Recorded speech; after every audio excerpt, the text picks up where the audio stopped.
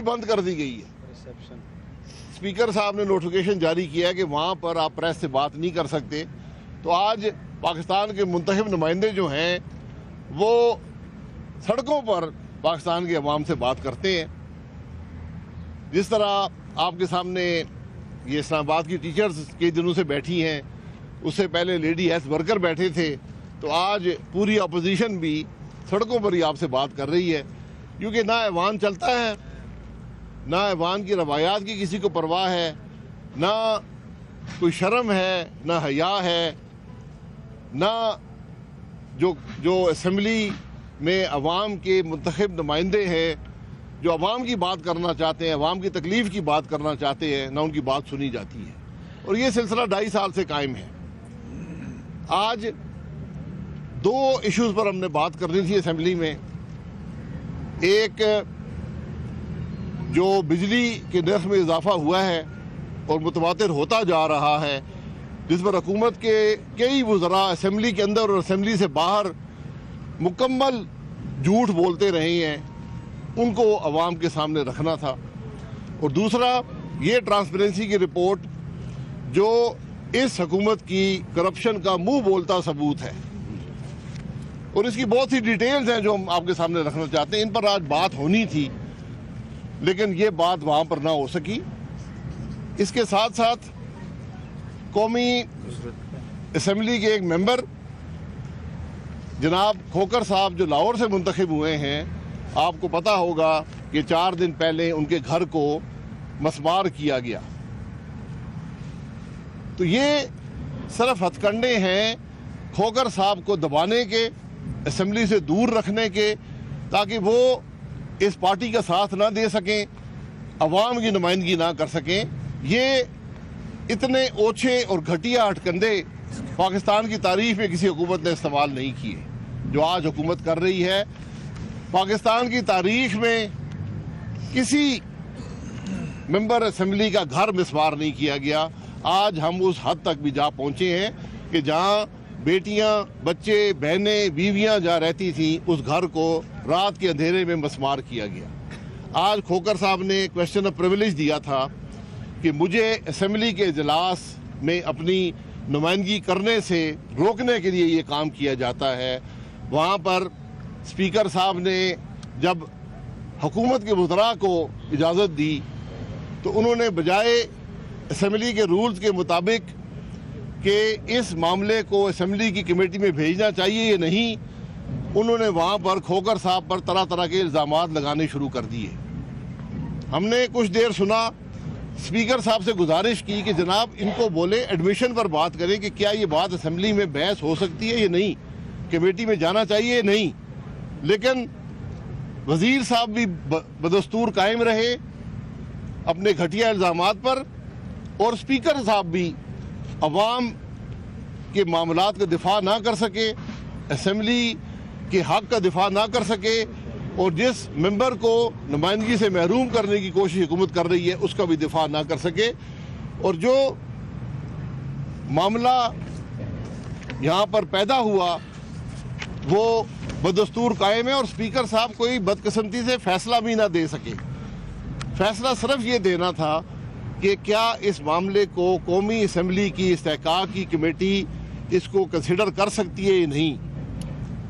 अगर एक असम्बली के मेंबर के घर गिराने जो हुकूमत ने गिराया, उस मामले को कौमी असम्बली की इस्तेहकाक कमेटी नहीं देख सकती तो फिर क्या देखेगी। तो स्पीकर साहब को जो फैसला आएगा वो फैसले का हमें इल्म है। हमें स्पीकर साहब की काबिलियत पे और उनकी असम्बली से मोहब्बत पे कोई शुबा नहीं है। जो हम 2.5 साल से मामला देख रहे हैं, हमें पूरा यकीन है कि उनके अंदर ये हिम्मत नहीं है कि वो इस असम्बली को इस्तेहकाक कमेटी में भेज दें जहां उस वजीर के लगाए हुए इल्ज़ामात भी शामिल हों। हम तो चाहते हैं कि इस्तेहकाक कमेटी में ये वजीर आएँ, वहाँ पर कैमरे लगे हों, वो कहें कि खोकर साहब ने कब्जा किया या नहीं किया। खोकर साहब अपना जवाब देंगे, हाई कोर्ट के क्या फैसले हैं, अदालतों के क्या स्टे हैं, ये सब मामलात वहाँ सामने आएंगे। लेकिन हकीकत ये है कि आज हुकूमत इन ओछे हथकंडों से असम्बली के मेंबरान को दबाना चाहती है। जब सेनेट के इलेक्शन नज़दीक हों, जब मुल्की मामलात की बात हो, जब दलील ना रहे, तो फिर हुकूमत इन ओछे हथकंडों पर उतर आई है।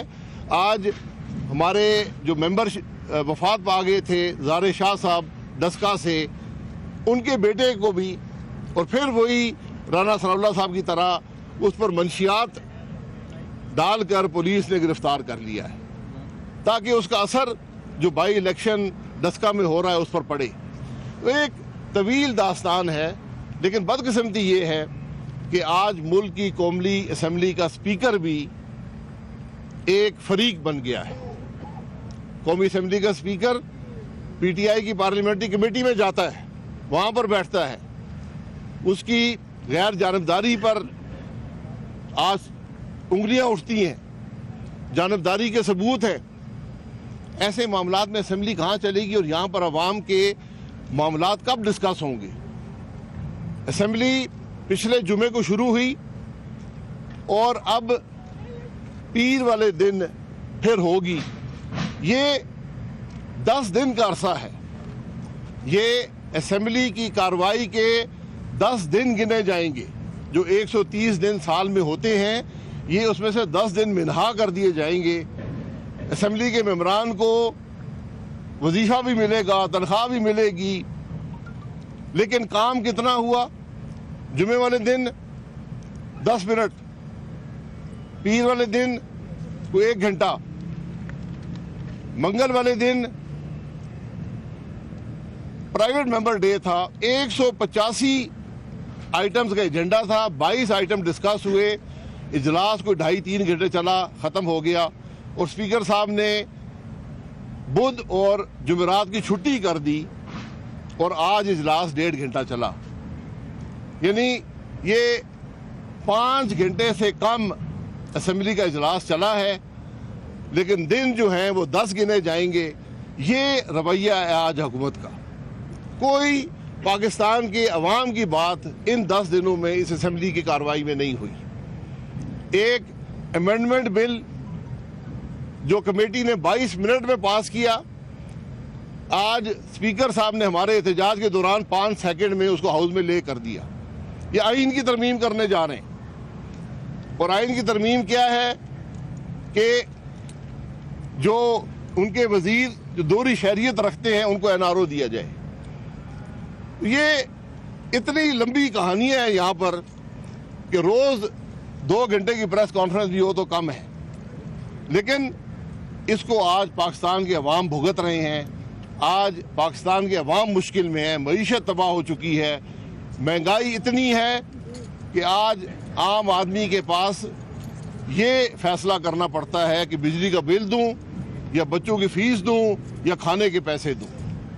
बात यहाँ पर पहुँच गई है, लेकिन हुक्मरान जो है वो अपनी हुक्मरानी के जोम में आज इन बातों से भी बेखबर हैं और वो इदारा जहाँ पर अवाम की बात होती है उसको मफलूज करके रख दिया है। ये आज की पाकिस्तान की कौमी असम्बली की और पाकिस्तान की पार्लियामेंट की हकीकत है। जैसे अभी शाहिद साहब ने बयान किया कि कौमी असम्बली मफलूज हो चुकी है, मैं सिर्फ इसमें ये इजाफा करना चाहता हूँ कि इस मुल्क में एक प्रोजेक्ट शुरू किया गया था, एक फाइल खोली गई थी, प्रोजेक्ट इमरान खान।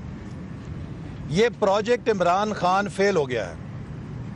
अब इस प्रोजेक्ट इमरान खान के फेलियर के साथ मुल्क और रियासत भी डूब रही है और तीसरे साल में जब हुकूमत इनसे नहीं चल रही तो एक बयानिया ये हुकूमत मुसलसल तकरार के साथ अपने तर्जुमानों के ज़रिए मुल्क में फैला रही है कि इमरान अहमद नियाज़ी के अलावा इस मुल्क में सब के सब लोग चोर हैं, कब्ज़ा ग्रुप हैं और गद्दार हैं। गोया के हुब्बुल वतनी, दियानत और ईमानदारी के जुमला हकूक हाजी इमरान अहमद नियाज़ी साहब के पास हैं।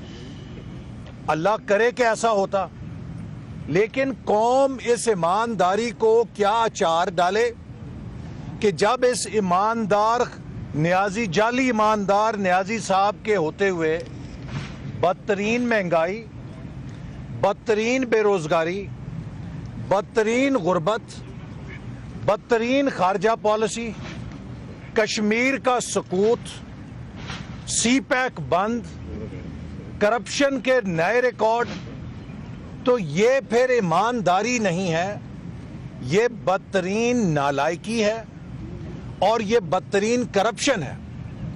और हुकूमत के वज़रा ने और वज़ीर आज़म ने हमें कहा कि ये ट्रांसपेरेंसी इंटरनेशनल की रिपोर्ट का जब उर्दू तर्जुमा आएगा तो आपको पता लगेगा कि ये मुस्लिम लीग नून की हुकूमत का डेटा है, जबकि रिपोर्ट की बहुत सादा अंग्रेजी में, जिसे एक मैट्रिक का तालिब इल्म भी पढ़ सकता है, ये वाज़े तौर पे बयान किया गया है कि इस रिपोर्ट का डेटा 2019-2020 पीटीआई के 2 सालों का है। तो जनाब आपने हमें ये बतला दिया कि वज़ीर आज़म और उनके वज़ीर सादा अंग्रेज़ी भी नहीं पढ़ सकते। मैं समझता हूँ कि अब हमें ऑक्सफोर्ड यूनिवर्सिटी से ये इस्तफसार करना पड़ेगा कि उन्होंने किस तरह की डिग्री इमरान नियाज़ी साहब को दी है कि ये वो सादा अंग्रेज़ी भी नहीं पढ़ सकते जो एक मैट्रिक का तालिब इल्म पढ़ सकता है, कि इस रिपोर्ट को बनाने वालों ने इस रिपोर्ट में कि ये रिपोर्ट पिछले 2 सालों के डेटा के ऊपर मबनी है। अब शायद जो उर्दू का तर्जुमा ये करवाना चाहते हैं उसके लिए भी जस्टिस अजमत सईद साहब के निगरानी में एक कमीशन ना बना दें। मैं ये बात फिर दोहराऊंगा कि पाकिस्तान की बार काउंसिल ने, पाकिस्तान के वकला बरादरी ने भी जस्टिस अजमत सईद साहब पर ब्रॉडशीट कमीशन के लिए अदम एतमाद का इजहार कर दिया है। चूंकि वो मौसूफ हो सकता है बहुत काबिल हों, हमें उनसे जाती दुश्मनी नहीं है, लेकिन वो इस पूरे मामले में एक फरीक है। He is a stakeholder. वो नैब की टीम में उस वक्त शामिल थे जब ब्रॉड स्ट्रीट के साथ मामला दस्तखत हुआ और तय पाया। वो उस जेआईटी के निगरान थे जिस जेआईटी के मफरूजों के ऊपर ब्रॉडशीट को कॉम्पनसेशन दी गई है। वो शौकत खानम में उस बोर्ड के मेंबर हैं जिसमें इमरान खान साहब ने अपने नहायत ही चहेते और फैमिली के मेंबर्स को बोर्ड का मेंबर बनाया हुआ है। चूंकि that is a family trust, Shaukat Khanum जो है वो इसेंशियली एक फैमिली ट्रस्ट है। तो जो अजमत सईद साहब एक फैमिली ट्रस्ट के मेंबर हैं, इमरान खान साहब के इतने चहेते हैं, उनसे ब्रॉडशीट की तफ्तीश कराने का मतलब यह है कि कुछ पर्दादारी है, कुछ चीज़ों को छुपाना मकसूद है और कुछ अपने मुखालफीन पर किरदार कुशी करना मकसूद है। ब्रॉडशीट पाकिस्तान की तारीख का एक बहुत बड़ा स्कैंडल है जिसमें अरबों रुपए पाकिस्तान के लुटाए गए हैं, नाम नेहाद झूठे एहतसाब के नाम पे जो नवाज शरीफ साहब की किरदार कुशी के लिए किया गया। पीआईए का तैयारा, उसकी लीज मनी तो अदा नहीं की गई, वो कुर्क होने दिया गया, लेकिन ब्रॉडशीट को हाई कोर्ट के फैसले का इंतजार किए बगैर एडवांस में अदायगी कर दी गई। एक बच्चा भी समझ सकता है दाल में काला ही नहीं है बल्कि दाल में सुपर काला है। तो लिहाजा ये हुकूमत पाकिस्तान के लिए खतरा बन चुकी है, अपनी नालायकी से मईशत डुबो चुकी है, अब एक एक करके इदारों को तबाह कर रही है। पार्लियामेंट को एक ऐसे स्पीकर के जरिए जो वजीर आजम का जाती मुलाजिम भी शायद इस तरह पार्लियामेंट को ना चलाए जिस तरह वो वजीर आजम की खुशनुदी के लिए पार्लियामेंट को बुलडोज करता है। और अब जस्टिस अजमत सईद को ब्रॉडशीट कमीशन में लाकर ये पाकिस्तान की अदलिया को भी तनाज़े में घसीटना चाहते हैं। हम समझते हैं कि ये पाकिस्तान के इदारे पाकिस्तान की डिफेंस लाइन है। कौमें और रियासतें इदारों की गैर जानिबदारी और इदारों की साख के ऊपर ही चलते हैं। जब किसी कौम और रियासत के इदारों को मुतनाज़े कर दिया जाए तो उस रियासत की बुनियादें कमज़ोर हो जाती हैं। शाहिद खान अब्बासी साहब ये बताएं, एक तो पहले पार्टी के सेक्रेटरी जनरल से मेरी ये अपील है, दरखास्त है कि मुस्लिम लीग नून ने जो मीडिया का ब्लैक आउट किया हुआ है उसे खत्म कर दे। एक बात मेरा आपसे ये सवाल है कि हमने ये सुना था पीटीएम, आपने कहा कि शर्म नहीं है, हया नहीं है। दूसरी तरफ हमें पीडीएम की तरफ ये नजर आता है कि आप माजरत खान रवैया अख्तियार कर चुके हैं। आप वज़ीर आज़म की हुकूमत को गिराने निकले थे और आज स्पीकर तक महदूद हो गए हैं, तो वो हुकूमत गिराने का एजेंडा कहाँ है सर? इसी के ऊपर सप्लीमेंट्री दे जी, आजकल टॉक शोज और बहस मुबाहिसों में ये बात बहुत ज़्यादा होती है कि पीडीएम जो है वो टूट फूट का शिकार है और उसमें अब बहुत ज़्यादा डिवीजन आ गई है। तो आगे जो है सेनेट के इलेक्शंस आ रहे हैं और उसके बाद मौसम भी तब्दील हो रहा है, तो अब आगे जो पीडीएम करने क्या जा रही है ये बताइए। Thank you. हुकूमत गिराने के बारे में और कोई बात? हुकूमत गिराने आपके हवाले से आज अली जैदी ने एक बयान जारी किया है, उसमें आपकी फैमिली पर मुख्तलिफ इल्जाम लगाए गए हैं और कहा गया है कि 1 करोड़ रुपए माफ़ कराए गए हवाई कंपनी बनाने के हवाले से। इस हवाले से सर उन्होंने 1991 की पोस्ट शुरू की है, फ्रंट पे ये पोस्ट की है, अखबार की खबर शायद जी, की है जी। और कहा कि आपके वाले पर रूम साहब जी जी, मुझे जो मर्जी इल्जाम लगा ले, नैब का मुकदमा बना ले, मैं हाजिर हूँ हर काम के लिए। जिसने मुझ पे इल्जाम लगाना है, मेरे खिलाफ 2 केस चल रहे हैं नैब के, एक कराची में, एक इस्लामाबाद में। अली जैदी साहब इस किस्म के जो तमाशाई हैं, जो कुछ प्रेस से भी ताल्लुक़ रखते हैं, जो बातें वो टीवी पर करते रहे हैं, वो उस केस में शरीक हो जाएं। दोनों केस जिसमें चाहे कराची में शरीक हो, इस्लामाबाद में हो, दोनों में हो, और सबूत लेकर वहाँ मुहैया करें। मैं हाजिर हूँ जहाँ पर। जी, हमारा दावा या हमारा मकसद हुकूमत गिराना नहीं था। हमारा दावा, हमारा मकसद निज़ाम की तब्दीली है। हुकूमत उस निज़ाम की खराबी का नमूना है और हुकूमत के होते हुए पाकिस्तान तरक्की नहीं कर सकता। ये सारी बात है। ये पीडीएम का असूल था, ये उसका मंशूर है, ये वाहिद नुकाती बयानिया है, उस पर पीडीएम आज भी कायम है। पीडीएम के अंदर कोई इंतशार नहीं है।